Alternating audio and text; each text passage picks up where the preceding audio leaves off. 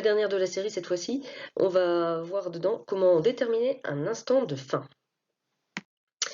Donc, premier exercice, on a un événement qui se termine à 11h30 et dont la durée est 1h45. C'est un trajet en voiture. On se demande à quelle heure on doit partir pour arriver à 11h30, sachant qu'on met 1h45, hein, voilà le problème. Donc, l'instant de début recherché, il se détermine en prenant l'instant de fin, auquel on soustrait la durée. Donc on y va, détail des calculs, 11h30 c'est la fin, moins 1h45. Donc faites attention, c'est bien moins 1h, moins 45 minutes, hein, il faut soustraire la durée dans sa totalité. Donc on va commencer, 11h moins 1h, 10h, et puis après on est heurté à une difficulté, 30 minutes moins 45 minutes. Donc ça fait moins 15 minutes si on veut, mais on ne peut pas l'écrire tel quel. Donc ce qu'on va faire, c'est qu'on va convertir une des 10 heures en minutes, il nous restera donc que 9 heures, et on va ajouter du coup 60 minutes. Et donc au lieu d'avoir 30 minutes, on va en avoir 60 plus 30, soit 90.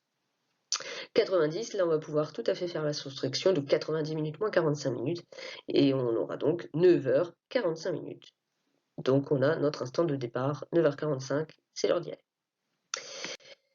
Second exercice, le 65, page 137. Cette fois-ci, la difficulté, elle est notamment dans l'énoncé. Il faut bien comprendre, déjà, quelle est la durée de l'événement.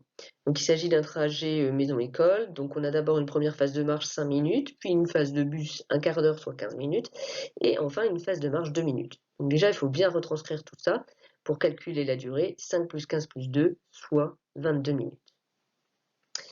Après, là aussi c'est un petit peu subtil, c'est que l'instant de fin, c'est le début des cours. Alors c'est pas joyeux, on a fin avec début, mais il faut bien comprendre que le début des cours, c'est l'instant de fin là dans ce qu'on cherche, parce que nous, notre vrai début, c'est quand on parle chez nous. Donc le début des cours à 8h, donc l'instant de fin, c'est 8h.